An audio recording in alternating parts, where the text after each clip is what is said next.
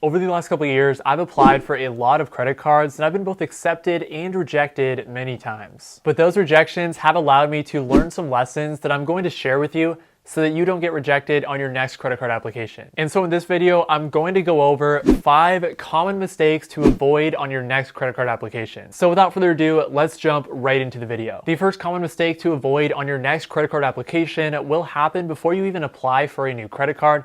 And that common mistake is going to be to apply for credit cards outside of your range. What I mean by this is that whether you get accepted for a new credit card is going to be dependent on factors such as your credit score, the length of your credit history, your income, and things like that. So if you have a low credit score or maybe you've never had a credit card before, you definitely should not be applying for cards like the American Express Platinum.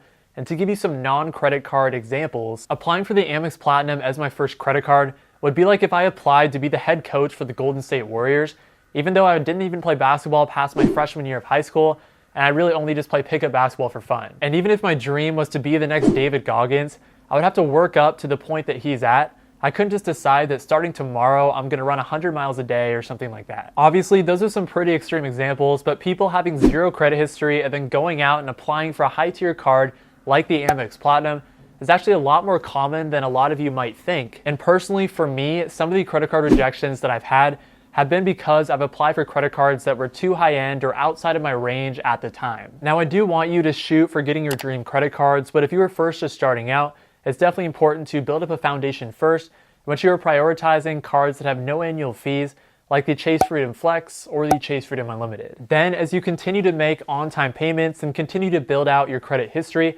you can start to gradually apply for higher tier credit cards, but it's always going to be a good idea to take a step back and look at your overall credit profile and apply for credit cards within your range so that you don't continue to get rejected on new credit card applications, as this is one of the most common mistakes that I see people making. Okay, so now that you understand the first common mistake and you're applying for credit cards that are within your range, the second common mistake that you need to avoid on your next credit card application is only including your yearly salary when it comes to filling out your next application. So when you are filling out your next credit card application, you're gonna be asked to fill out your total annual income.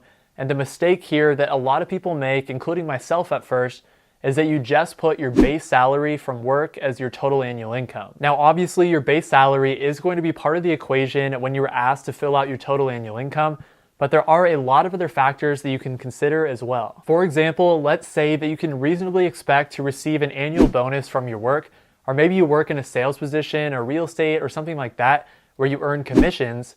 Well, then you can add your base salary with whatever bonuses that you project, and that can be your total annual income. Additionally, a lot of people have side hustles or additional sources of income, and those additional sources of income can be included with your base salary and bonuses and things like that in your total annual income as well. Even investment income can be included as part of your total annual income on your next credit card application. So if you have a rental property and you make money from rental income, or on a smaller scale for me personally, I have some stocks that pay me out dividends, well then you can include any income that you receive from stocks or real estate or whatever forms of investments as part of your total annual income as well. I'm not asking you to lie on your next credit card application, and in fact you should probably never do that, because lying on a credit card application will get you automatically rejected for that card and even potentially blacklisted from that company. But you should definitely understand how to avoid the common mistake of not including all of your income, because having a higher income can increase your chances of being approved for a credit card. And there's a couple of reasons for this. First, if you have a higher income, then you're going to be seen as someone who is less risky, because credit card companies can reasonably expect that you're going to pay back the money that you spend on your credit card. And having a higher income is one of the best ways to get a higher credit limit for your new credit card. Next, if you have a higher income, then you're simply going to be seen as someone who is more desirable for credit card companies, because they can make more money off you through ways like transaction fees. If you do happen to have a lower income, then that's totally okay, and you can still continue to build out your credit history and get approved for specific credit cards. And my recommendation for those who maybe have a minimal credit history or lower income is to start out by trying to become an authorized user on someone else's credit card, and then applying for a starter no annual fee card. If we move on to the third common mistake that you must avoid on your next credit card application, that third common mistake is that when you are filling out your application, you put down your entire rent or mortgage payment. Now you might ask, wouldn't that be lying by not putting down your entire rent payment? Well, not necessarily in some cases, and here's why. So let's say that you're currently living in a 3-bedroom apartment with 2 other roommates, and the total rent for that apartment is $3,000. Well, assuming that you're splitting the rent costs evenly, you don't need to put down the entire cost of $3,000 for that apartment. You just need to put down your share of $1,000 as your rent payment on your next application. Now, I do think a lot of people know to do this, but an even more common mistake is not lowering your rent or mortgage payment if you are married or living with your significant other. As an example, let's say that you are married and you are living in an apartment where your rent is $1,500 a month. Well, I think a lot of people might then make the assumption that you need to put down the entire $1,500 payment, but if let's say that your spouse is employed and part of their income is contributing towards the rent payment, then you do not need to put down the entire rent payment on your application.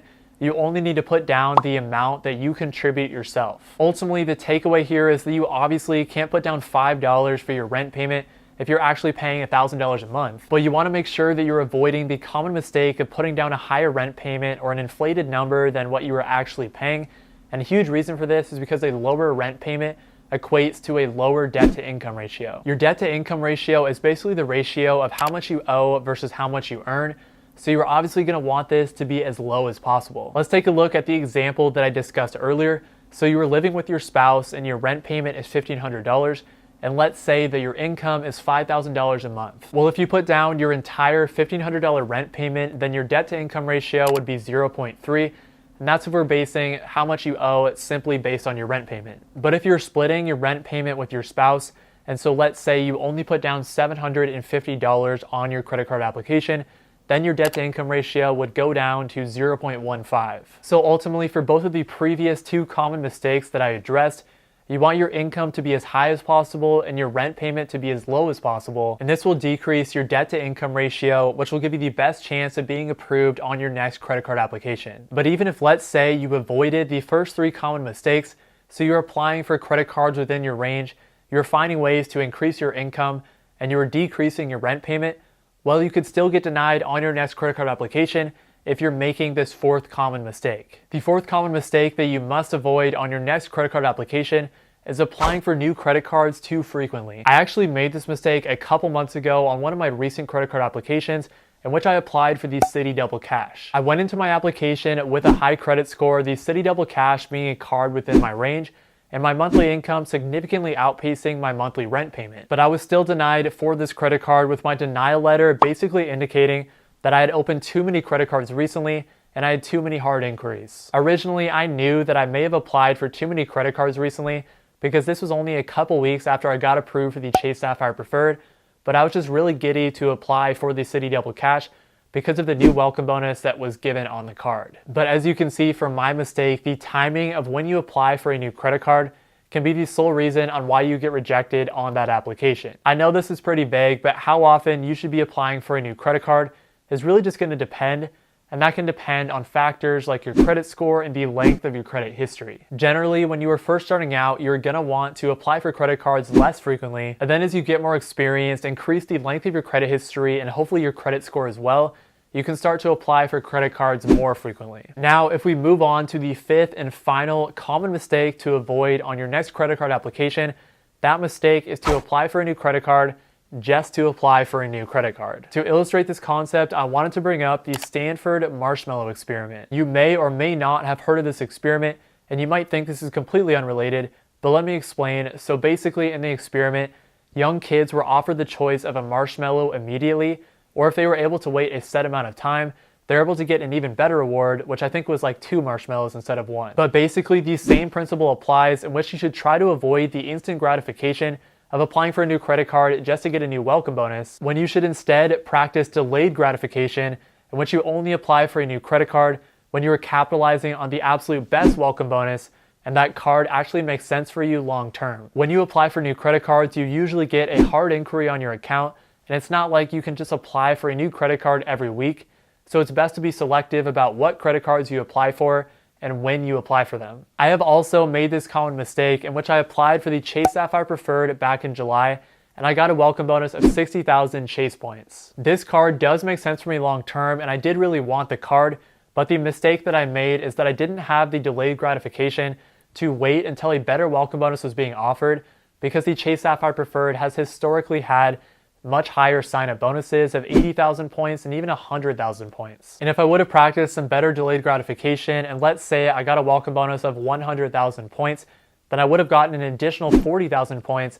And then if I transfer those points out to Chase's travel partners, then I basically sacrificed $800 in value that I could have gotten if I maybe would have waited a little bit longer. Really, just like investing, when I invest in a stock, I don't invest in a stock just to invest in a stock, because that's my hard-earned money and I want to build a conviction in a particular company and buy that stock at a good price and make sure that it makes sense for me long term. So the same thing is true about credit cards. You should make sure that you are getting a credit card that makes sense for you long term and that you are getting that card at a good time. In conclusion, I'm curious to hear from you, so comment down below what some of the biggest mistakes are that you've made on credit card applications in the past. And if you want to see a full video in which I broke down a mistake that I made on a credit card application that's going to cost me over $2,000, then go watch this video next. Thank you all so much for watching this video, and I hope you all have a great rest of your day.